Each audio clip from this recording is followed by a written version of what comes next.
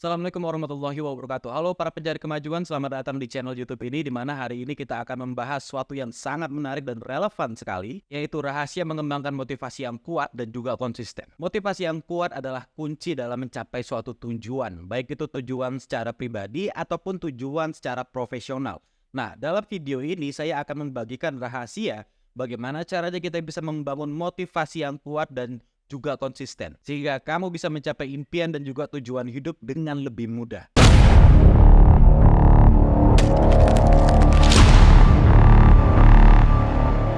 Yang pertama kita bahas dulu kenapa kita harus memiliki motivasi yang kuat dan juga konsisten. Motivasi itu ibarat bahan bakar pada sebuah kendaraan. Tanpa adanya bahan bakar, maka sebuah kendaraan tidak akan pernah bisa mencapai tujuannya.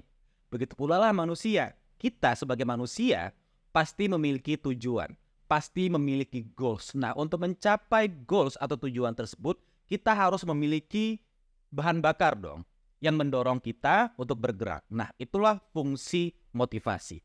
Ya, sebagai bahan bakar yang mendorong kita untuk bergerak maju. Makin kuat motivasinya, ya makin konsisten juga, maka makin cepat kita sampai pada suatu tujuan. Nah, kemudian ya motivasi ini juga akan menjadi penguat kita ketika kita menghadapi masalah, trouble, tantangan ataupun kegagalan. Karena dalam hidup manusia tidak ada yang namanya perjalanan yang mulus-mulus. Ya sama seperti perjalanan kita misalkan dari Jakarta ke Surabaya lah. Ada kalanya kita melewati jalan tol, ada kalanya kita akan melewati jalan pedesaan yang berlubang. Nah, begitu pula lah dengan hidup. Ada kalanya memang kita bisa melalui segala sesuatunya dengan mulus, tapi ada kalanya kita akan menghadapi yang namanya tantangan, persoalan, ya permasalahan dan juga kegagalan. Nah, dengan adanya motivasi, maka kita akan lebih siap, lebih kuat, dan lebih mudah untuk bangkit ketika kita menghadapi suatu trouble, permasalahan, atau kegagalan. Gitu. Nah, tanpa adanya motivasi, kita akan sangat mudah sekali menyerah. Ketika kita mengalami kegagalan, kita jatuh, dan kita pasrah. Dan kita mungkin akan lebih pesimistis dan menganggap bahwa kayaknya memang hidup tidak berpihak kepada saya. Nah, sehingga kita nggak melanjutkan perjalanan. Nah, kalau seperti itu sampai kapanpun kita nggak akan pernah bisa mencapai goals kita. Jadi problematikanya kenapa banyak orang tidak bisa mencapai tujuan atau mencapai goals dalam hidupnya, ya salah satunya karena kurangnya motivasi dan juga konsistensi menjaga motivasi itu agar tetap kuat. Jadi inilah alasannya kenapa kita harus memiliki motivasi yang kuat dan juga konsisten. Yang pertama alasannya adalah sebagai bahan bakar yang menggerakkan kita, yang mendorong kita bergerak maju, mencapai tujuan ataupun goals dalam hidup kita. Makin kuat dan konsisten suatu motivasi, maka makin cepat kita mencapai tujuan dalam hidup. Nah, kemudian ini yang juga akan menjadi empowerment ataupun penguat bagi kita ketika kita menghadapi masalah, tantangan, ataupun kegagalan. Sehingga kita bisa untuk bangkit kembali ketika kita terjatuh. Itulah alasannya kenapa kita harus memiliki yang namanya motivasi yang kuat dan juga konsisten. Kemudian timbul pertanyaan, apa yang membuat suatu motivasi itu bisa lemah atau menghilang? Ada banyak sekali faktor yang bisa mengakibatkan hal tersebut. Di antaranya adalah ketidakjelasan goals atau tujuan. Bayangin aja nih teman-teman, kalau seandainya kita mau jalan ke suatu tempat, tapi kita nggak tahu mau kemana. Pokoknya kita hidupin aja kendaraan, kita hidupin aja mobilnya, kemudian ya udah kita muter-muter aja. Nah, karena ketidaktahuan kita atau karena tujuannya nggak jelas, maka yang terjadi adalah kita jadi membakar bensin secara sia-sia. Ya, bahan bakar kita habis dan kita tidak sampai kepada tujuan tersebut. Nah, tapi kalau kita bergerak ke suatu tempat dengan tujuan yang jelas, misalkan saya mau nonton bioskop ke mall. Nah, jelas nih arahnya. Gitu. Lurus aja. Kita naik mobil, hidupin kendaraan, tujuannya jelas ya kita mau ke mall nonton bioskop. Gitu. Maka bahan bakarnya tidak akan terbuang dengan sia-sia. Gitu. Jelas dia, kecepatannya juga jelas gitu. Tapi tanpa adanya tujuan yang jelas, maka kendaraannya, mobilnya ya akan berputar-putar di situ-situ aja. Nah, begitulah juga dengan hidup kita. Ya, ketika kita tidak memiliki tujuan yang jelas, nah itu yang akan membuat kita jadi muter-muter di tempat, jalan di tempat, di situ-situ aja, dan kita lama-kelamaan akan merasa lelah, ya akan merasa kayaknya kok aku nggak sampai ya kepada apa yang aku inginkan gitu. Nah, ini membuat kita jadi mudah sekali untuk menyerah. Kenapa? Karena ketidakjelasan tujuan. Nah, inilah pentingnya kita itu bisa menulis tujuan secara jelas, spesifik, terukur. Tulis tujuan secara jelas, spesifik, terukur. Dalam 1 bulan ini saya mau mencapai apa? Dalam 2 bulan ini saya mau meraih apa? Dalam 1 tahun ini saya mau meraih apa? Nah, dengan menuliskan tujuan kita secara jelas, spesifik, dan terukur, maka kita bisa menjaga motivasi kita itu bisa lebih kuat. Nah, kemudian faktor berikutnya adalah ketidakpercayaan diri. Mungkin dalam prosesnya kita akan mendapatkan opini-opini negatif, omongan orang lain yang membuat kita jadi insecure atau minder. Misalkan, kamu tuh siapa? Kamu tuh anak siapa sih sebenarnya? Nggak punya background apa-apa, hanya tamatan SMA nggak mungkin bisa berhasil, nggak mungkin bisa sukses. Nah, dan segudang input-input negatif lainnya yang membuat kepercayaan diri kita makin terdegradasi gitu. Nah, ini makanya penting juga untuk melatih atau menjaga rasa percaya diri kita itu tetap kuat. Karena dengan rasa percaya diri yang kuat, maka motivasi kita juga ikutan kuat. Nah, itulah alasannya juga kita harus menjaga lingkungan. Karena lingkungan juga ini akan mempengaruhi motivasi kita. Lingkungan yang mensupport, lingkungan yang mendukung akan membuat kita senantiasa termotivasi secara konsisten. Nah, problemnya timbul adalah ketika lingkungan meremehkan tujuan kita, meremehkan usaha dan juga upaya kita. Ini yang akan sangat riskan sekali mendegradasi motivasi. Untuk itu, teman-teman juga perlu mencari, membentuk atau menjaga lingkungannya tetap positif, tetap mendukung upaya kita. Jadi caranya adalah memang kita yang pertama merubah suatu lingkungan. Kalau misalkan lingkungan itu tidak bisa dirubah, maka mau tidak mau kita harus keluar dari lingkungan negatif, kemudian kita membentuk atau mencari sendiri lingkungan positif yang bisa mensupport, yang memiliki tujuan yang sama, atau goals yang sama. Sehingga pada akhirnya motivasi kita bisa terjaga secara konsisten. Nah, apa rahasia untuk mengembangkan motivasi yang kuat dan juga konsisten? Salah satu diantaranya adalah dengan melempar sebuah pertanyaan, why? Mengapa? Mengapa kita harus mencapai suatu tujuan? Mengapa kita harus mencapai goals-nya kita? Apa alasannya? Mengapa?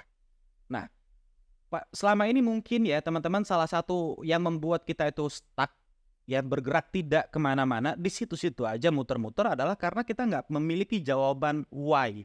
Mengapa? Mengapa saya harus mencapai tujuan tersebut? Mengapa saya harus mencapai goals atau impian saya? Gitu. Nah, jadi tugas teman-teman selanjutnya adalah menjawab pertanyaan ini. Why? Mengapa? Gitu. Dengan menemukan alasannya, why-nya ini, maka teman-teman akan lebih mudah lagi untuk menjaga motivasinya, tetap kuat dan juga konsisten. Nah, why-nya ini bisa jadi perkara dua hal teman-teman. Yang pertama adalah karena kita mau mencari suatu kenikmatan, atau yang kedua karena menghindari sebuah kesengsaraan. Misalkan teman-teman ingin menjadi orang yang sukses, pastinya yang namanya sukses itu relatif Teman-teman bisa definisikan sendiri suksesnya teman-teman itu mau yang seperti apa. Apakah mau punya penghasilan yang konsisten 5 juta rupiah per bulan atau 100 juta rupiah per bulan, atau lebih daripada itu, atau misalkan jadi karyawan atau menjadi PNS, apapun itu, yang penting teman-teman bisa bahagia di sana,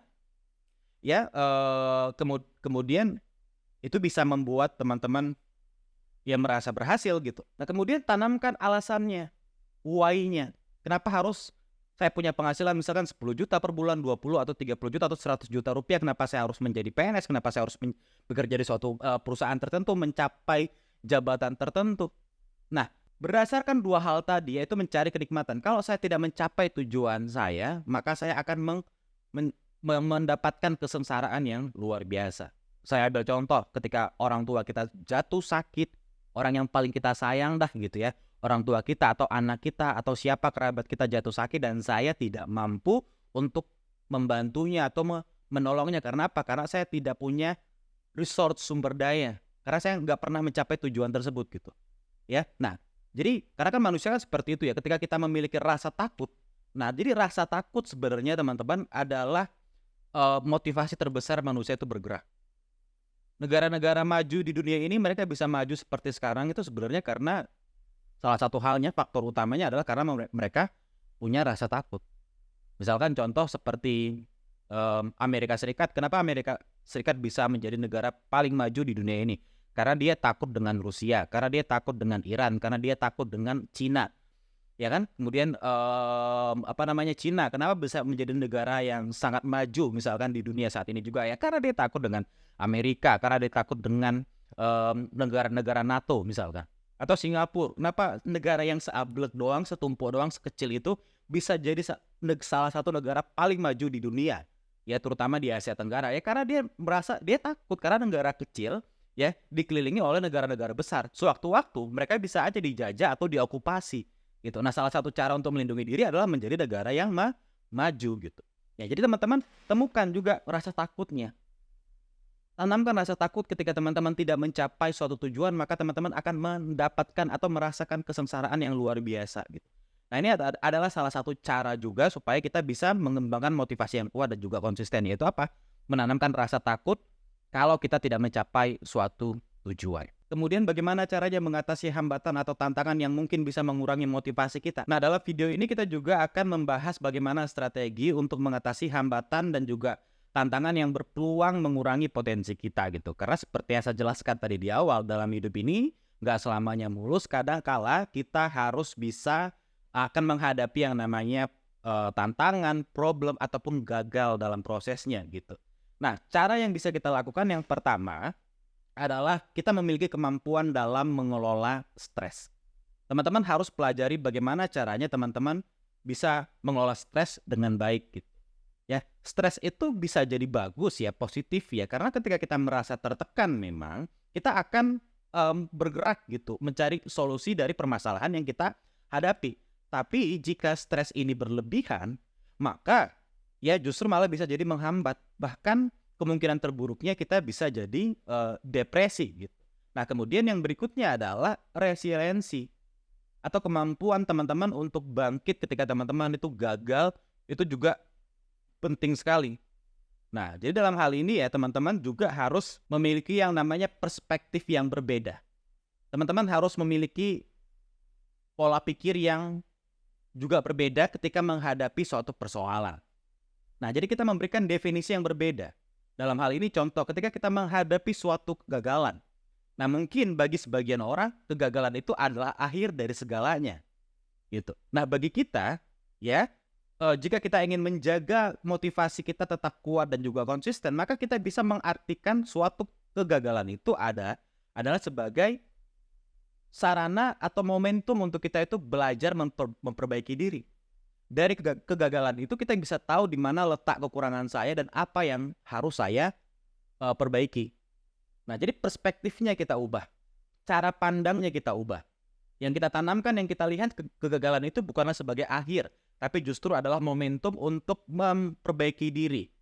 Jadi kita tahu di mana letak kesalahan dan apa yang harus kita perbaiki gitu. Nah, kemudian kita harus ngebangun kebiasaan penerimaan terhadap realitas kehidupan.